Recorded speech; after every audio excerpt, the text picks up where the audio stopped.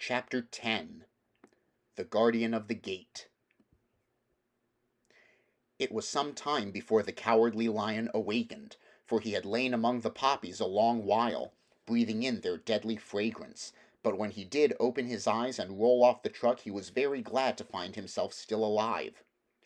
"I ran as fast as I could," he said, sitting down and yawning, "but the flowers were too strong for me.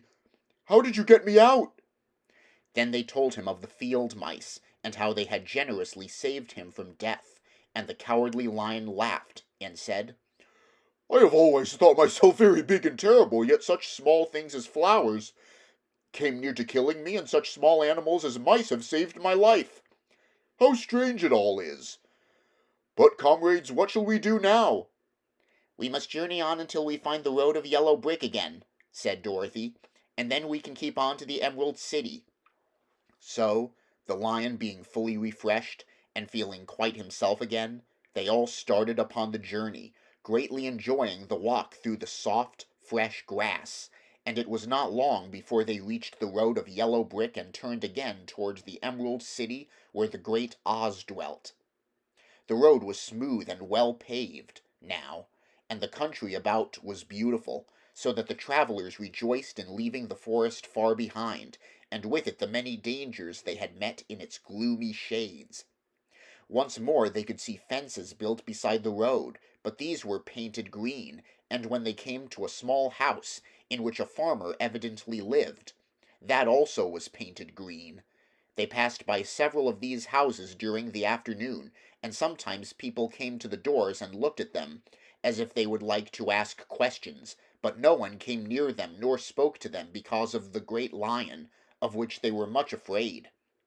The people were all dressed in clothing of a lovely emerald green color, and wore peaked hats like those of the Munchkins. "This must be the land of Oz," said Dorothy, "and we are surely getting near the Emerald City." "Yes," answered the Scarecrow.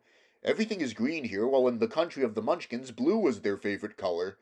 But the people do not seem to be as friendly as the Munchkins, and I'm afraid we shall be unable to find a place to pass the night." "I should like something to eat besides fruit," said the girl, "and I'm sure Toto is nearly starved. Let us stop at the next house and talk to the people." So, when they came to a good-sized farmhouse, Dorothy walked boldly up to the door and knocked. A woman opened it just far enough to look out, and said, "What do you want, child, and why is that great lion with you?"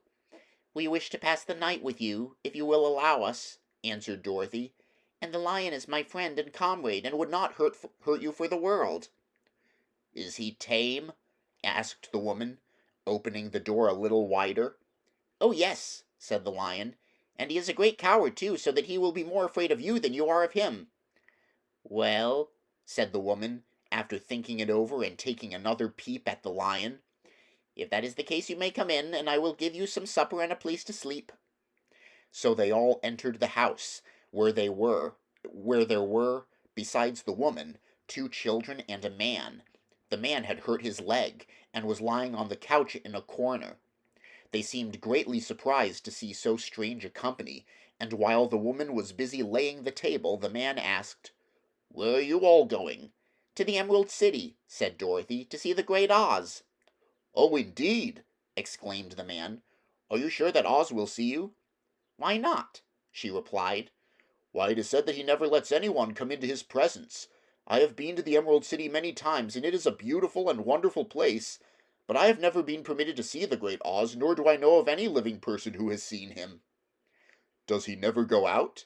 asked the Scarecrow. "Never. He sits day after day in the great throne room of his palace, and even those who wait upon him do not see him face to face." "What is he like?" asked the girl. "That is hard to tell," said the man, thoughtfully. "You see, Oz is a great wizard and can take on any form he wishes, so that some say he looks like a bird, and some say he looks like an elephant, and some say he looks like a cat. To others he appears as a beautiful fairy or a brownie or in any other form that pleases him. But who the real Oz is when he is in his own form no living person can tell." "That is very strange," said Dorothy. "But we must try in some way to see him, or we shall have made our journey for nothing." "Why do you wish to see the terrible Oz?" asked the man. "I want him to give me some brains," said the Scarecrow, eagerly. "Oh, Oz could do that easily enough," declared the man. "He has more brains than he needs." "And I want to give him my heart," said the Tin Woodman. "That will not trouble him," continued the man, "for Oz has a large collection of hearts of all sizes and shapes." "And I want him to give me courage," said the Cowardly Lion. "Oz keeps a great pot of courage in his throne room," said the man, "which he has covered with a golden plate to keep it from running over. He will be glad to give you some." "And I want him to send me back to Kansas," said Dorothy. "Where is Kansas?" asked the man, in surprise. "Where is Kansas?" asked the man, in surprise. "I don't know," replied Dorothy, sorrowfully. "but it is my home, and I'm sure it's somewhere." "Very likely. Well, Oz can do anything, so I suppose he will find Kansas for you, but first you must get to see him, and that will be a hard task, for the Great Wizard does not like to see anyone, and he usually has his own way. But what do you want?" he continued, speaking to Toto. Toto only wagged his tail, for, strange to say, he could not speak.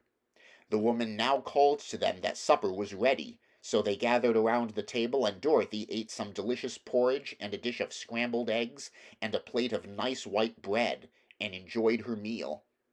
The lion ate some of the porridge, but did not care for it, saying it was made from oats, and oats were food for horses, not for lions. The Scarecrow and the Tin Woodman ate nothing at all. Toto ate a little of everything, and was glad to get a good supper again. The woman now gave Dorothy a bed to sleep in, and Toto lay down beside her, while the lion guarded the door of her room so she might not be disturbed. The Scarecrow and the Tin Woodman stood up in a corner and kept quiet all night, although of course they could not sleep. The next morning, as soon as the sun was up, they started on their way, and soon saw a beautiful green glow in the sky just before them. "That must be the Emerald City," said Dorothy. As they walked on, the green glow became brighter and brighter, and it seemed that at last they were nearing the end of their travels. Yet it was afternoon before they came to the great wall that surrounded the city. It was high and thick, and of a bright green color. In front of them, at the end of the road of yellow brick, was a big gate, all studded with emeralds that glittered so in the sun that even the painted eyes of the Scarecrow were dazzled by their brilliancy. There was a bell beside the gate, and Dorothy pushed the button and heard a silvery tinkle sound within. Then the big gate swung slowly open, and they all passed through and found themselves in a high arched room, the walls of which glistened with countless emeralds. Before them stood a little man about the same size as the Munchkins. He was clothed all in green, from his head to his feet, and even his skin was of a greenish tint. At his side was a large green box. When he saw Dorothy and her companions, the man asked, "What do you wish in the Emerald City?" "We came here to see the Great Oz," said Dorothy. The man was so surprised at this answer that he sat down to think it over. "It has been many years since anyone asked me to see Oz," he said, shaking his head in perplexity. "He is powerful and terrible, and if you come on an idle or foolish errand to bother the wise reflections of the Great Wizard, he might be angry and destroy you all in an instant." "But it is not a foolish errand, nor an idle one," replied the Scarecrow. "It is important, and we have been told that Oz is a good wizard."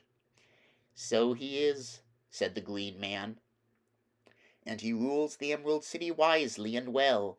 But to those who are not honest, or who approach him from curiosity, he is most terrible, and few have ever dared to ask to see his face. I am the guardian of the gates, and since you demand to see the Great Oz, I must take you to his palace. But first you must put on the spectacles." "Why?" asked Dorothy. "Because if you did not wear spectacles, the brightness and glory of the Emerald City would blind you. Even those who live in the city must wear spectacles night and day.